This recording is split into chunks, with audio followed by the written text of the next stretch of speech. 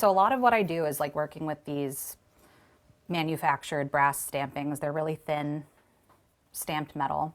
I don't like to use them as is though. I'm always taking them apart and soldering them to other things. So for this design, I like to use these little symmetrical birds. And I just clip off anything I don't plan on using. Chop this little branch in half. And then I experiment with the layout just to see what's gonna hang best in terms of weight distribution. I have colors in mind, but if I didn't, I would play around with all my other stones too. So I like the idea of them like holding this big blue stone in their beaks. And then I'm gonna set another stone between them and this branch. I think that'll be pretty.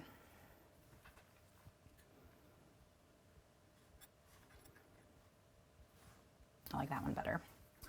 So I think I'm gonna cut out, I have this already cut, a shape like this, and I'm gonna do 3 of these dangling from the branch here. And I'm pretty satisfied with that. Usually this whole process takes a lot longer, but I've made similar designs before, so I think this is gonna be good. Just gonna go ahead and trace. And they don't have to be perfectly symmetrical. I actually prefer it if they're not. I like a slightly more organic touch to my jewelry. I don't like an item to look entirely symmetrical or manufactured. Also, it's easier.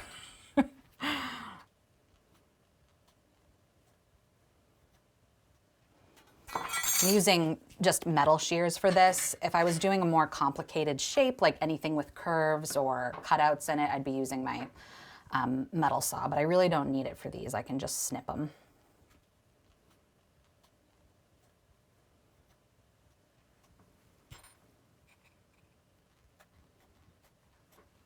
They're easy to find, metal shears, and if you're using a thinner gauge of sheet metal, like I think this is 24 gauge, glides right through. Okay. 1, 2, 3, 4, 5, 6. So I'm gonna save my scrap metal because I can burn it down and use it to make little like grommets or just accent balls for other pieces. Then it's gonna get loud for a sec. I'm gonna hammer these out.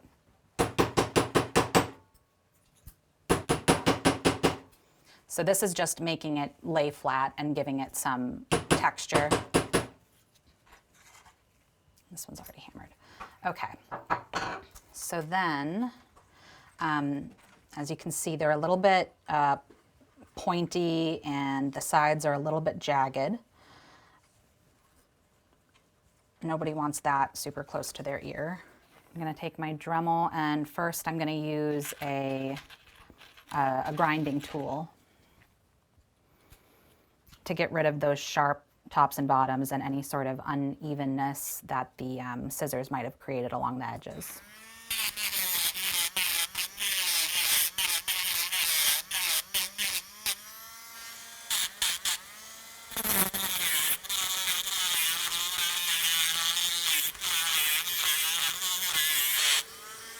Okay.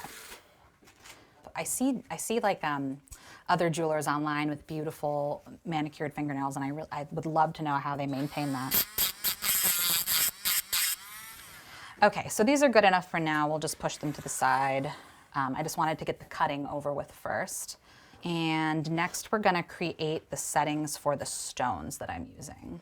You use something, this is called bezel wire, and it's just really thin strips of sheet brass. And you have to mold it around each of the stones and then solder it together to form a cohesive like loop, and then solder that to a back plate. And the whole process just takes a while. You'll see, you'll see. Again, being self-taught, there are probably easier ways to do this, but I always just start by wrapping it around the stone, making sure it's a nice tight fit. and then marking where I should cut it.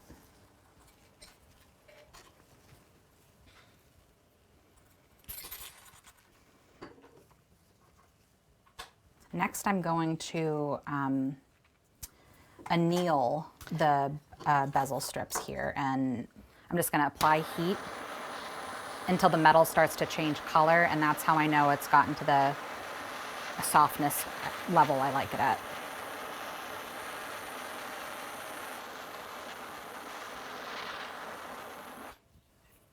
I'm going to repeat the same process for these little guys too.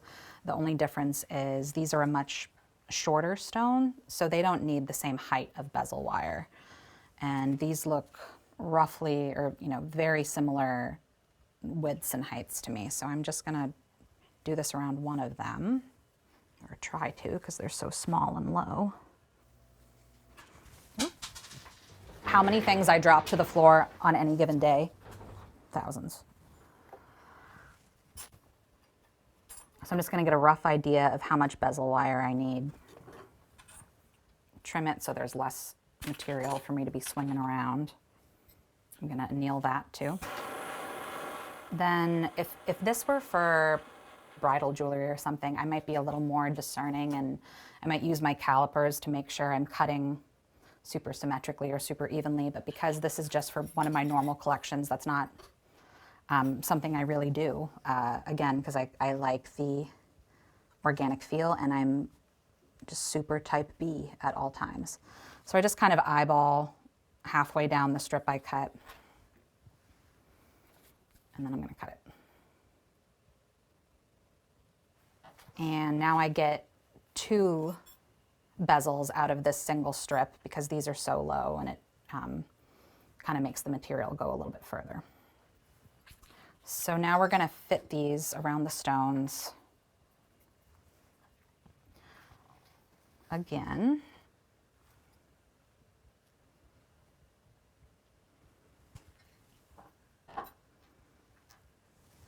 That's good. Okay. I'm going to sand away any of the dirt and debris.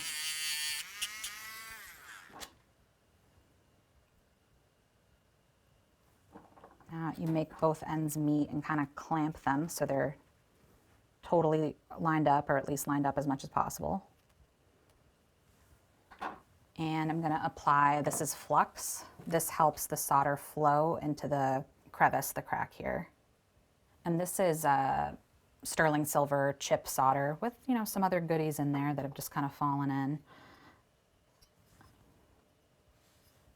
And I'm just going to line them up along the crack here.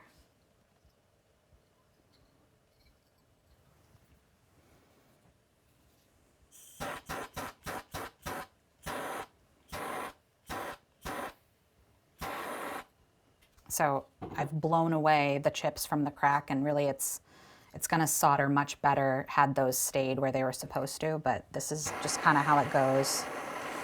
I can kind of glide them over with my titanium pick so that the solder goes where I want it to, and that's good enough. So that one's done. And we're going to reshape it in a second around the stone again just to make sure it fits.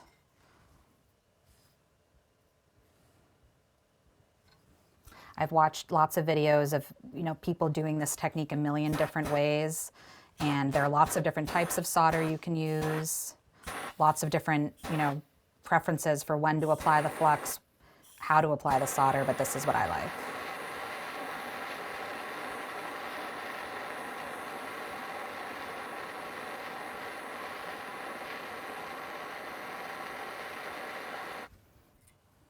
So we got these ones done. Now we just got to do the little guys, which are a little bit trickier. Okay, that looks pretty good. True, like bench jewelers, fine jewelers, they would be so much more mathematical and methodical about this, like using their calipers for everything, plotting everything out. And their stuff comes out looking incredible, but I like the kind of thrill of just guessing, doing my best guess and making it work. sheet brass is pretty affordable. If this were silver, I might be a little more diligent with all of it, but.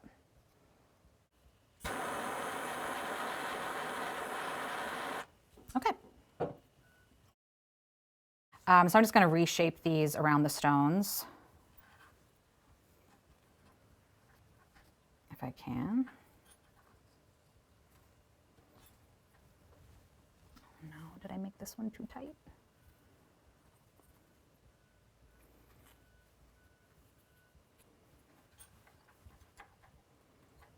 Yeah, that's how you want it to be, a nice easy fit like that. It's not loose, but it pops in and out with a fair amount of ease. So let's just see again. Oh no, okay, we're good. I'm going to use a low grit sanding disc to kind of get rid of some of this fire scale and build up around the edges, because if the metal is dirty, it's not going to solder as easily to the back plate as it should. Gorgeous, stunning.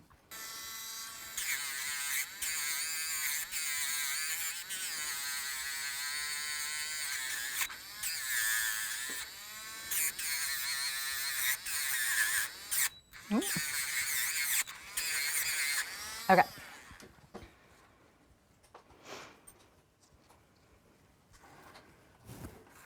Good here. All right, let's see if these guys fit okay after being soldered.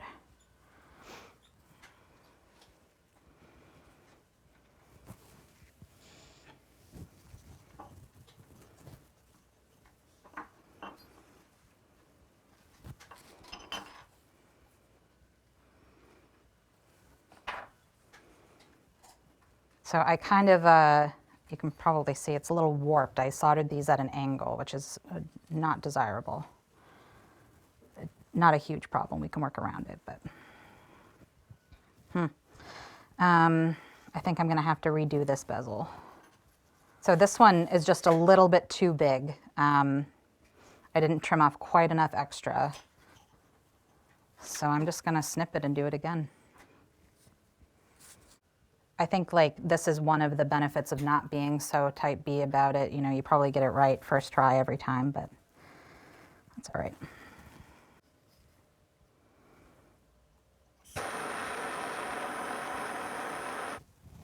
I wish I could tell you that this is happening only because I'm filming and like not in my natural state, but I mess up all day, every day.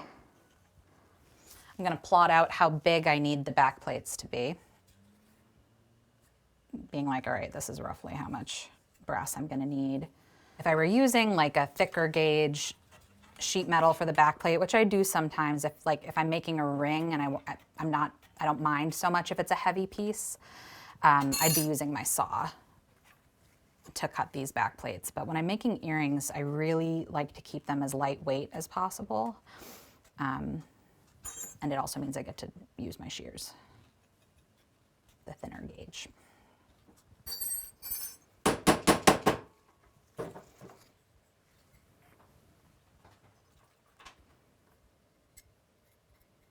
So these are going to solder nicely because I can tell they're totally flush with the back plate. There's no lips or unevenness.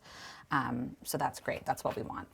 For this, I'm going to use wire solder just because I have a little bit more control where it goes. I want to kind of nestle it in neatly along the sides here. And the chip solder is so lightweight that it kind of goes flying. So we're going to do this instead. No, it's not all right. I need my tweezers. Okay, so I'm just going to place them where I want them. I might need to add more, but it's just, again, something to eyeball. Again, I do a couple questionable things here. I'm going to heat up the whole piece first. You don't want to apply too much heat in one spot. You kind of want to evenly distribute it. Once I'm satisfied the top part is hot enough, I'm going to do something probably not advisable and heat it from the bottom. I'd watch your camera.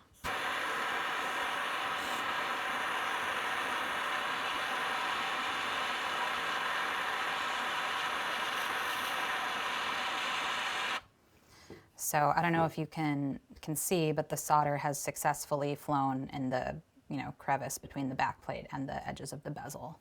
And now that one's done. I'm going to put it in my pickle to get rid of some of that build up and fire scale that I just created. I'm going to actually quench it first so that nobody gets hit with acid. Each earring is going to have 2 birds, so we need 4 birds total. And I think that maybe I'll start prepping the other components. These are all going to need a hole at the top to be connected to the rest of the earring with a jump ring.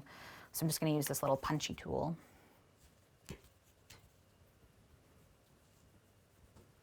So I could have used the pickle like after I created the, just the soldered bezel wire too to help get rid of some of that stuff that I just sanded off. But I kind of like sanding it off, so I don't always rely heavily on the pickle. Like not just relying on the sanding is going to give you a smoother finish ultimately, because if you're really sanding something to get clumps of fire scale off, you're creating deep scratches that are hard to sand off entirely. But again, I like the texture, so that doesn't usually bother me. Trim away the excess.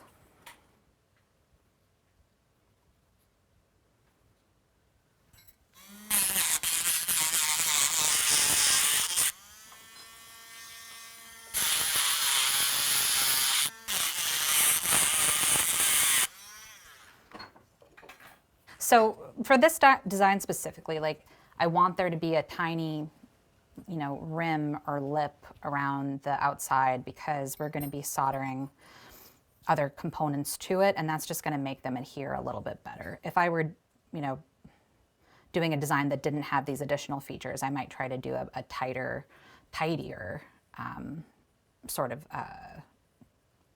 edge here, but I like there to be a little overhang. So I'm just going to map them out again and make sure it still looks as good as it does in my head.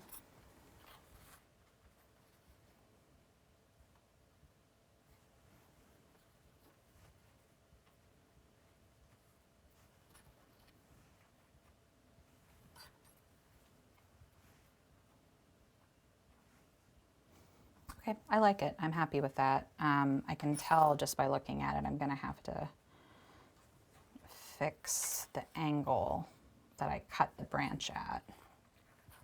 But I'm going to worry about that after I solder their beaks to this part. This is a design very similar to something I've done before, so I know I'll find a way to make it work out. But if I had gotten to this point and I didn't like it anymore, or like, the addition of the bezel had made it bigger than the stone and no longer appropriate for the design, I would just pivot and do something else with the pieces I've already made.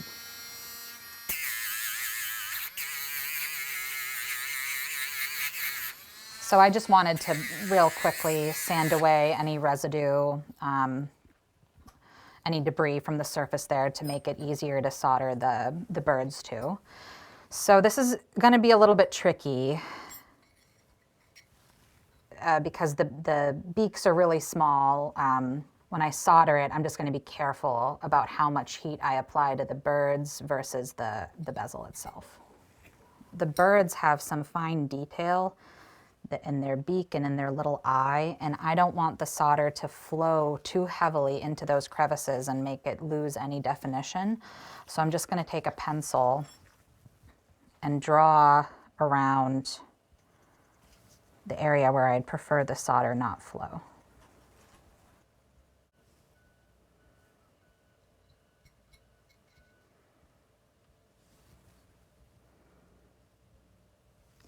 And I think for this, I'm also going to be using my wire solder just to have a little bit more control over where it flows.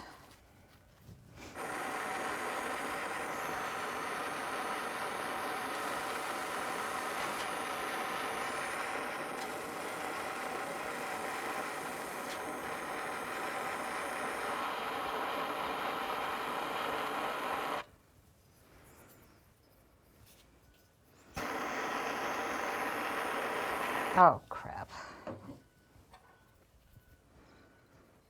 This side, there's a gap, so I'm just going to add a tiny bit more solder to fill that, just to make the piece a little bit more durable.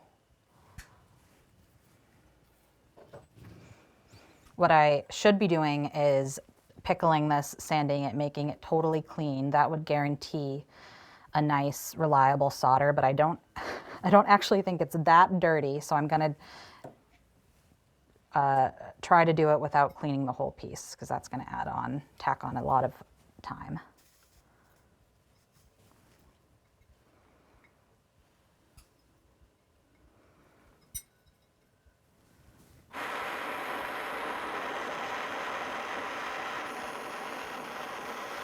Okay, there we go.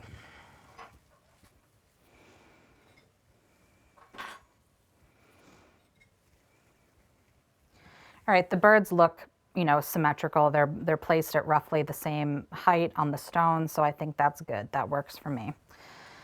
The next step is going to be to quench, pickle,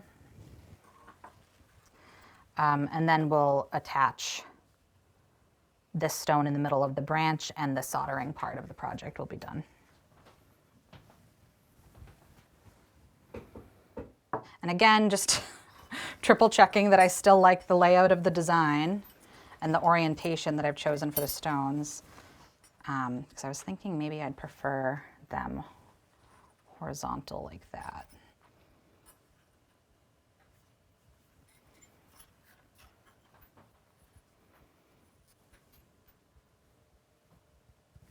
That looks good.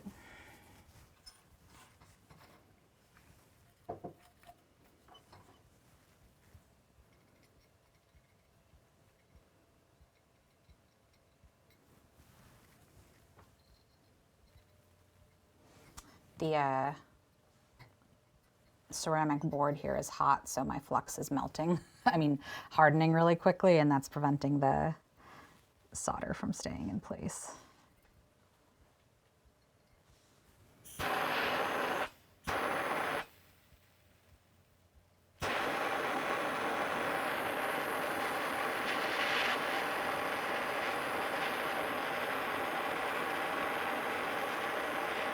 So you see how much quicker that solder flowed? That's because I cleaned the piece appropriately, unlike the last time. So that was nice and easy. It flipped up and soldered to the bezel, which is definitely not what I wanted. That's a new one. That hasn't happened before.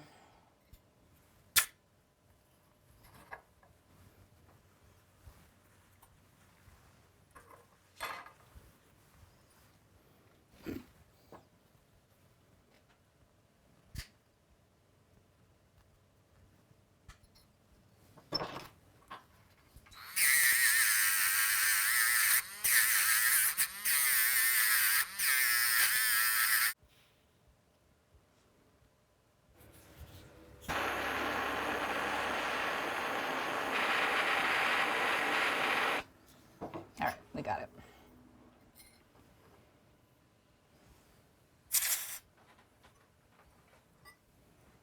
It's important to try to remember to quench it first.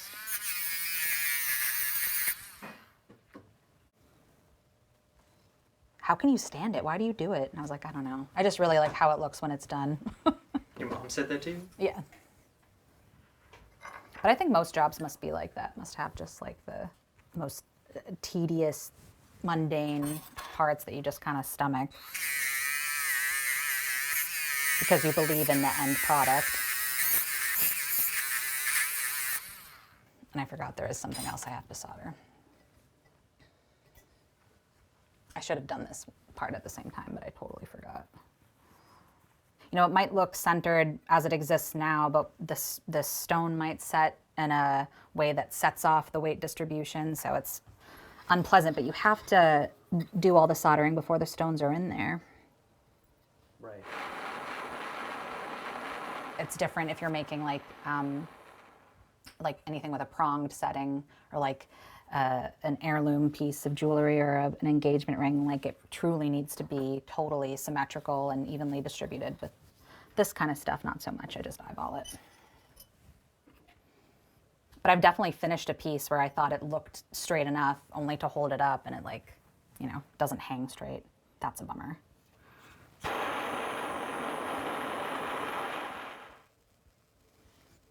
Normally, like if I'm, if this were any regular day, I'd be waiting a little bit for my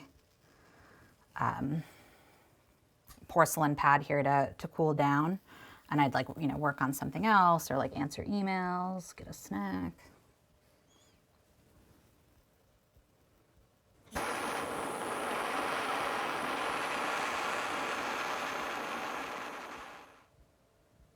Yeah, it would be such a bummer to mess it up at this stage, So I could leave these in the pickle a little bit longer, and it would probably help get rid of some of this, the really dark buildup. I don't think there's any true fire scale, but I'm usually pretty impatient, and I'd rather just sand it off manually.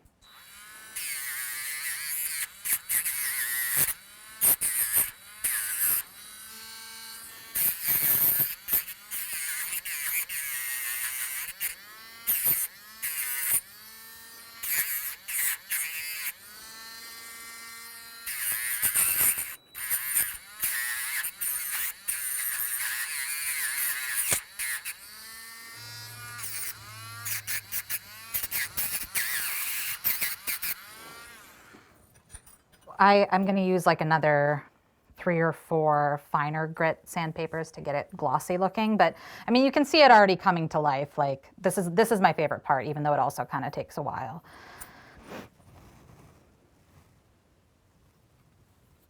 So I'm going to sand these with one more like slightly finer grit disc. And then I'm going to dunk them in that. And that's just going to make the details on the birds pop a little bit more. It's going to give them a little more definition.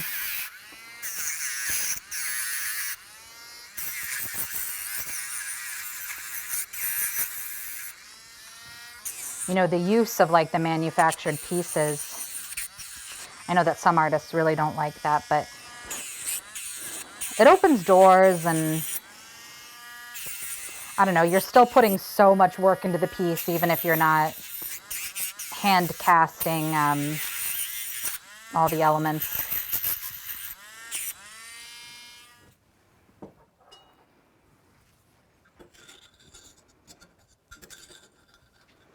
So you see how they're like, it's adding a darker patina. So I'm just gonna let it sit for a minute, and then we'll sand that away too after I rinse it off. Gets into all the crevices of the birds, and it just makes them pop a little bit more.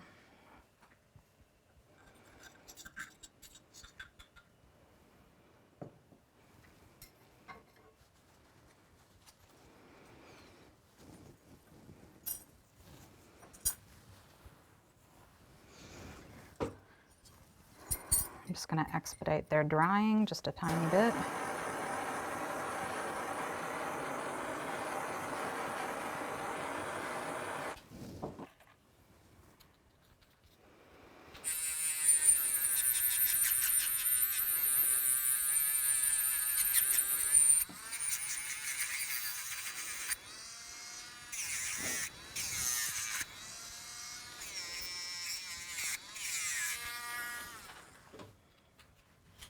So now the best part, we get to set the stones.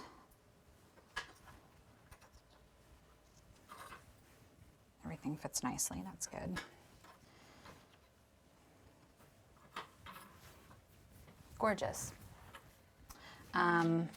This probably has another name, but I'm pretty sure it's called a bezel pusher. And you use it to push the bezel.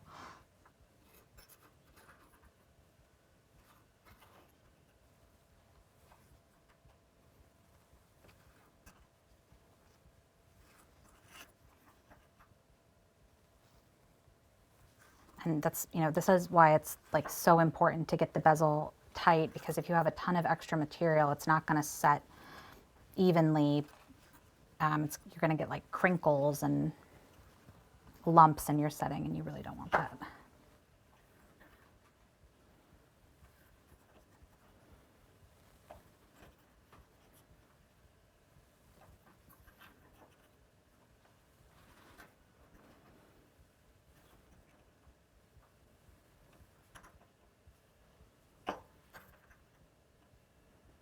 Okay, I think it came out pretty good. So as I was finishing these, I don't know that I want to use these dangles. I think I might prefer how it would look with like hanging translucent stones. So I might swap them out for that. This is another like, you know, thing that happens when you're using any kind of manufactured piece. The brass in these birds is more copper heavy. It's a redder brass than the yellow brass of the dangles, of the sheet brass that I have right now. And that's gonna bother me.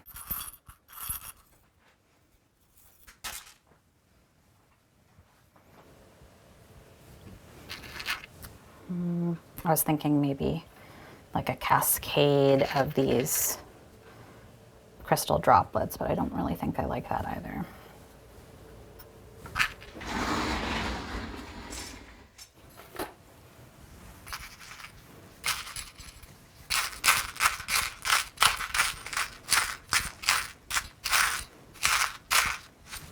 So I think I'm gonna do these, and if I don't like how the finished product looks, I don't hate the brass dangles. I just, if I like had it totally my way, I would have maybe amethyst droplets a little bit longer than these ones, and I think that would make the design look perfect. I think a purple would be a really nice complement, or like a peridot colored green. So for this, I'm just gonna wire wrap them.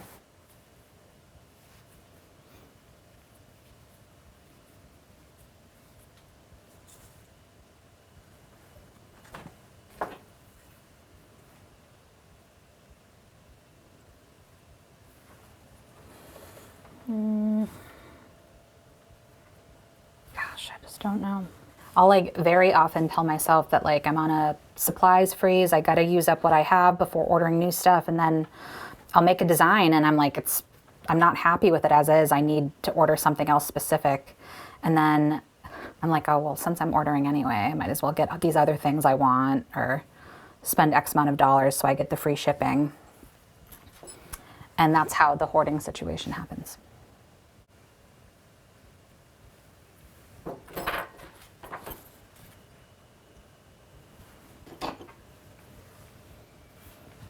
Okay.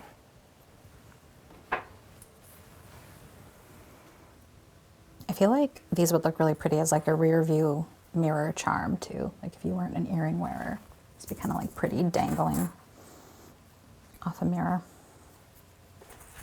Okay, I'm happy enough with those. Nice movement.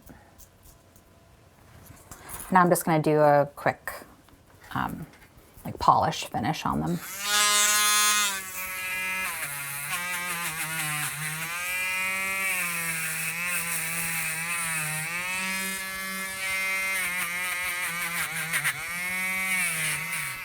Okay. And they're done.